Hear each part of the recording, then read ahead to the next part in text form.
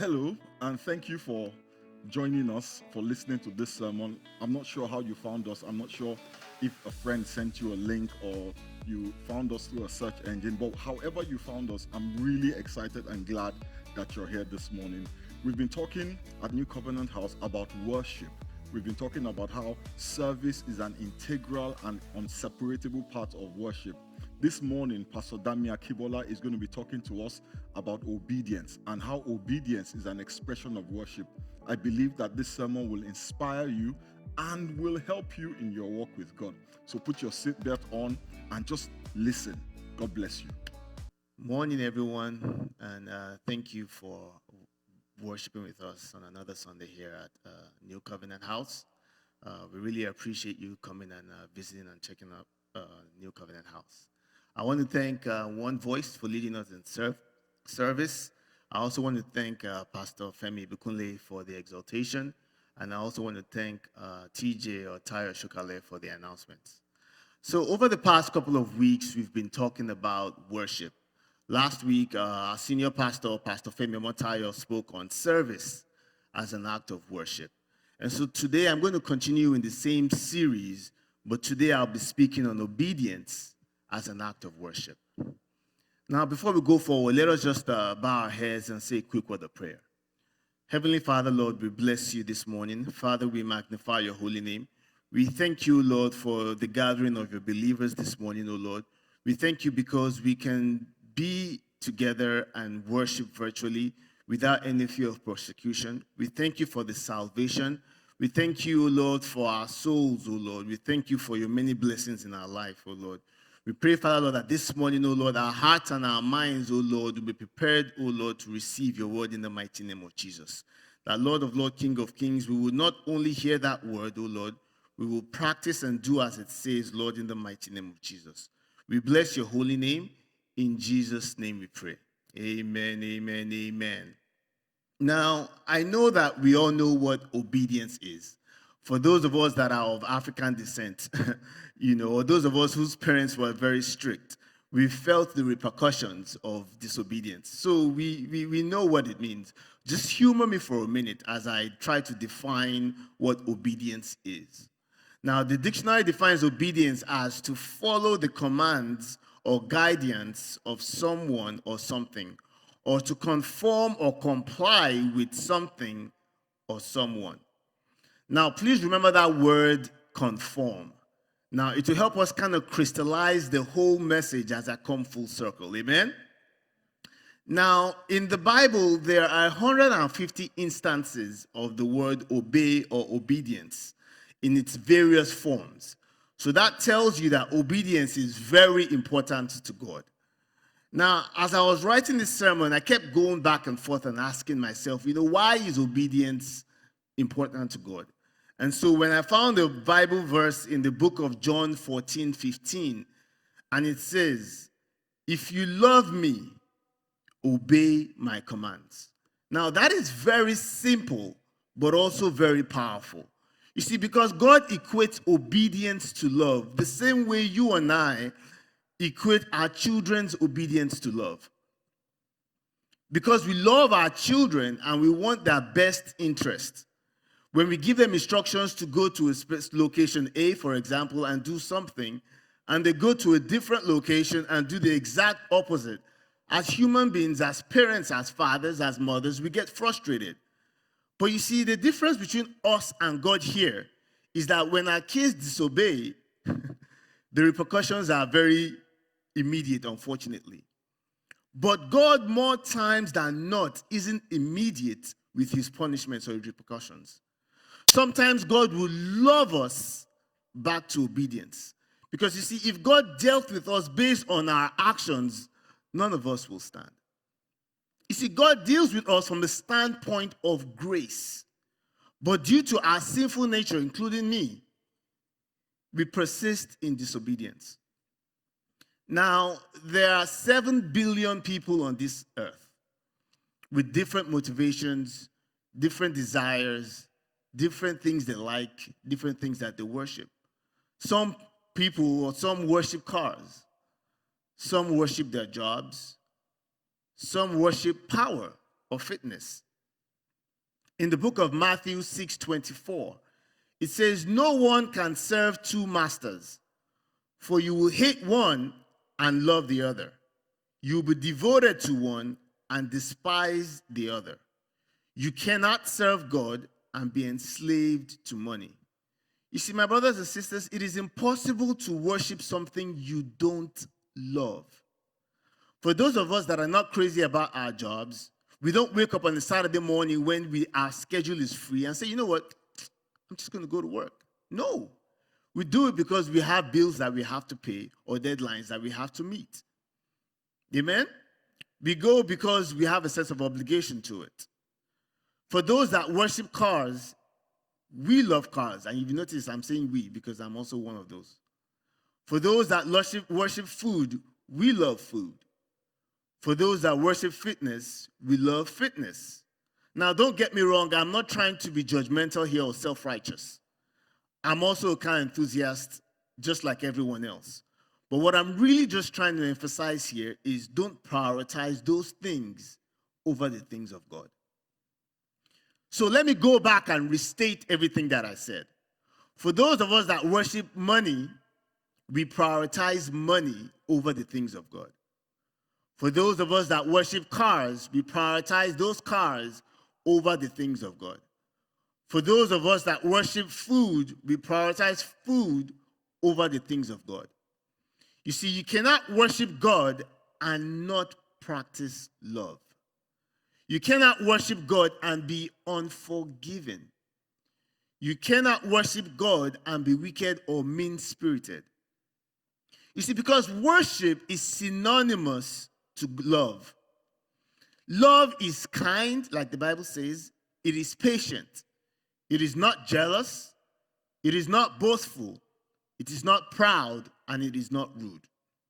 Amen? Now, I will contrast two people in the Bible to kind of highlight their obedience or their lack thereof and the results of their actions. Now, in the book of Genesis 6:13 to 14, it says, "So God said to Noah, I have decided to destroy all living creatures, for they have filled the earth with violence. Yes, I will wipe them all out, along with the earth. Build a large boat from the cypress wood and waterproof it with tar inside and out. Then construct decks and stalls throughout its interior." So God was going to destroy the entire earth. God gave Noah an assignment to build an ark. Now, my brothers and sisters, an ark sounds like something we can conceptualize in our minds, right? We can imagine it. Now, can you imagine building a time machine today? Now, I'm kind of going somewhere with this, so just bear with me. In the book of, now you probably ask yourself, what does a time machine have to do with an ark? I'm getting there, just hold on. In the book of Hebrews 11:7, it says, "It was by faith that Noah built a large boat to save his family from the flood. He obeyed God, who warned him about things that had never happened before." Now, can you imagine God coming to you and I and asking us to build a time machine? You and I have never seen one before. We don't know what it looks like. We can't conceptualize it in our minds. And that was the same with Noah, because he had never seen an ark before. He was going to build something he had never imagined or could conceptualize in his mind. Now, to top it all off, no one had ever seen it rain. You see, because at that time, vegetations were watered from the ground up through springs. So when God is close enough, my brothers and sisters, and he's speaking to you, and he's telling you to do something out of the ordinary that is far-fetched, it's going to be big. You see, when God is speaking to you and is close enough to you, and he's telling you that when wine runs out, that you should bring water, it's going to be big. When God is close enough to you and he's speaking to you, and you're asking, you need a breakthrough, and he asks you to bring a seed, it's going to be big. You see, the ark in today's measurements is outstanding.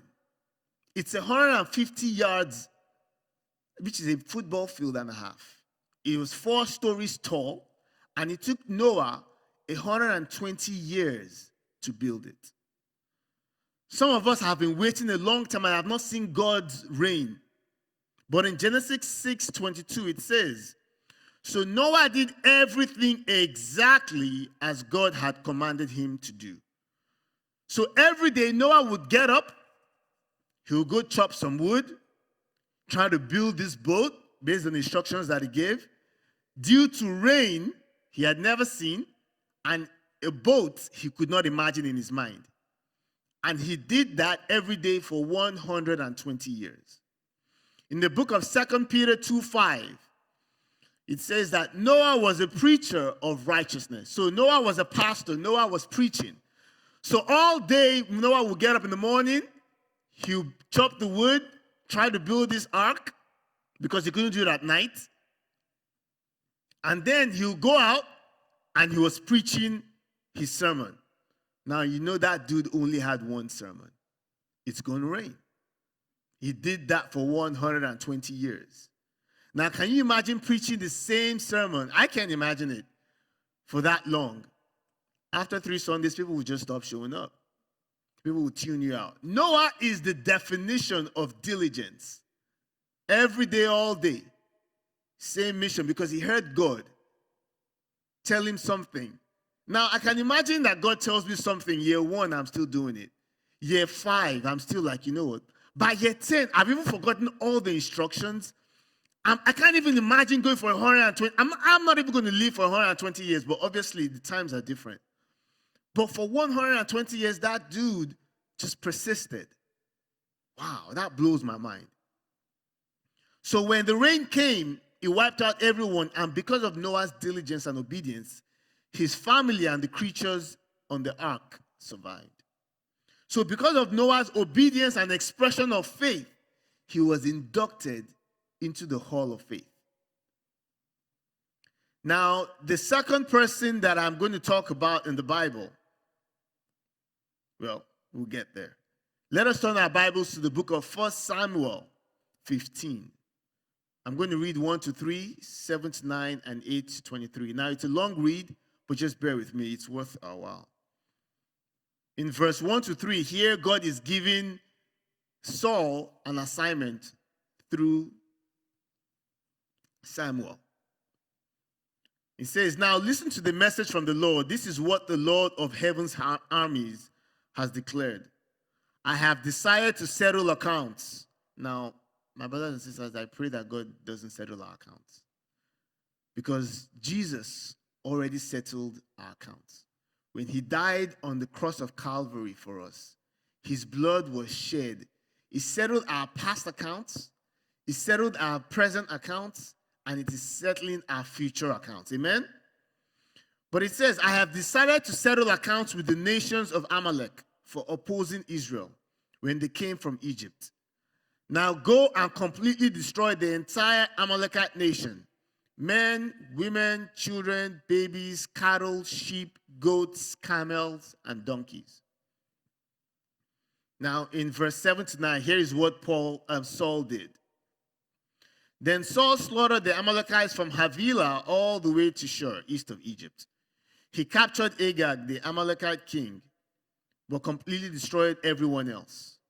Saul and his men spared Agag's life and kept the best of the sheep and goats and the cattle, the fat cows and the lambs, everything, in fact, that appealed to them. They destroyed only what was worthless and of poor quality. Now this in verse 18-22 is God's punishment, or the repercussions of Saul's actions.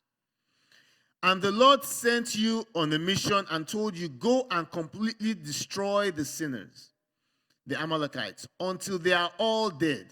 Why haven't you obeyed the Lord? Why did you rush for the plunder and do what was evil in the Lord's sight? This is Samuel asking Saul. But I did obey, Saul insisted. I carried out the mission he gave me. I brought back King Agag, but I destroyed everyone else. Then my troops brought in the best of sheep, goats, cattle, and the plunder to sacrifice to the Lord your God in Gilgal. But Samuel replied, what is more pleasing to the Lord, your burnt offerings and sacrifices, or your obedience to his voice? Listen, obedience is better than sacrifice, and submission is better than offering the fat of rams. Rebellion is as sinful as witchcraft, and stubbornness as bad as worshiping idols. So because you have rejected the command of the Lord, he has rejected you as king. Now, you see, Saul did the exact opposite of what God told him to do. You see, God prefers obedience over sacrifice. But you see, Saul wanted the honor without the responsibility. He preferred to look like a king rather than act like the king. You see, to look like a king is to make sacrifices, is to give when it's easy and convenient. To act like a king is to be humble and obey despite the circumstances. You see, to act like a king is to conform to God's agenda. Obedience is not just an act, my brothers and sisters. Obedience is a state of mind. You see, for example, I know we all go to Chick-fil-A. And whenever we go, every time we say thank you, the first words that come out of their mouth is my pleasure. And you see, sometimes I can be naughty. I'll just test them. And I'll just keep saying thank you. And they would keep saying my pleasure over and over again. It would not stop.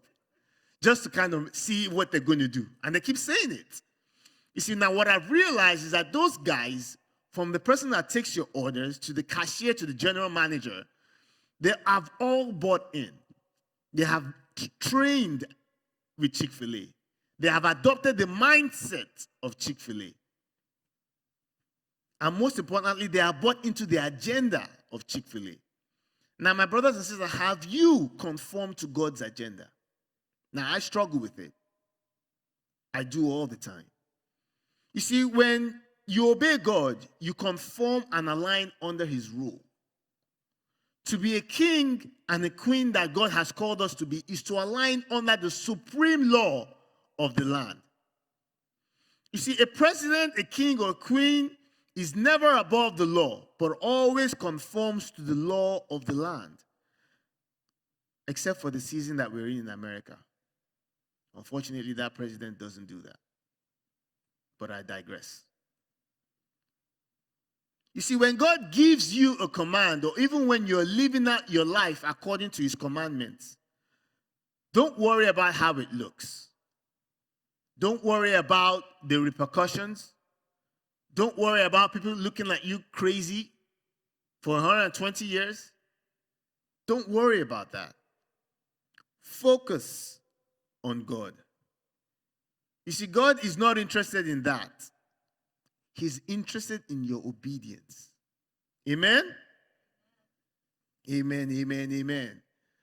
So let us just close our eyes and just say a quick word of prayer. Heavenly Father, Lord, we thank you for your word this morning. We thank you for your grace. We thank you for your goodness. We thank you, Lord, for not being immediate with your repercussions towards us. We thank you for operating in grace despite our sinful nature.